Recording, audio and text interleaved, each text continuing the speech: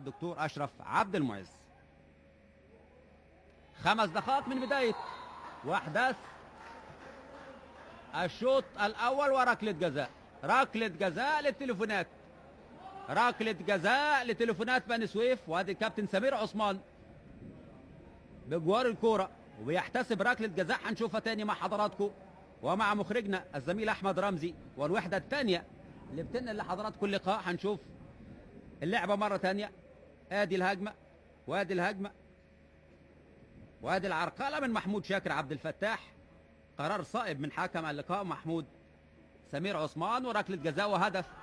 لو جت هيكون هدف مبكر طبعا، هيغير من استراتيجية اللقاء. هنشوف مواجهة مباشرة. مين اللي هيلعب؟ محمود مبارك كابتن وقائد فريق تليفونات بني سويف هو اللي هيدخل، ومواجهة مع الشناوي. داخل مبارك، داخل مبارك وداخل الشباك. والهدف الأول، الهدف الأول لتليفونات بني سويف. بيحرزه اللاعب محمود مبارك في الدقيقة السادسة، رقم 6 بيرتدي التيشيرت رقم 6 وبيحرز الهدف، هدف اللقاء في الدقيقة السادسة.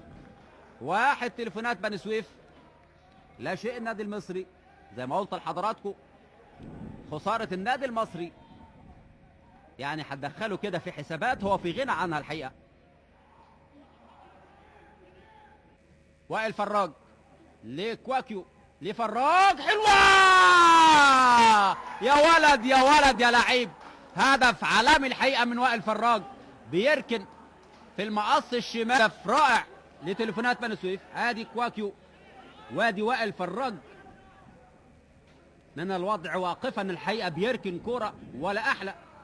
الله، هدف رائع الحقيقة من وائل فراج. أحداث الشوط الأول، وادي الضربة الحرة المباشرة للنادي المصري، وادي تسديدة حلوة حلوة حلوة. والهدف الأول محمود شاول للنادي المصري في الدقيقة 39. ادي بتتعاد، يركن محمود شاكر، حلوة في الزاوية اللي كل اللاعبين تقريبا في منتصف ملعب تليفونات بني سويف.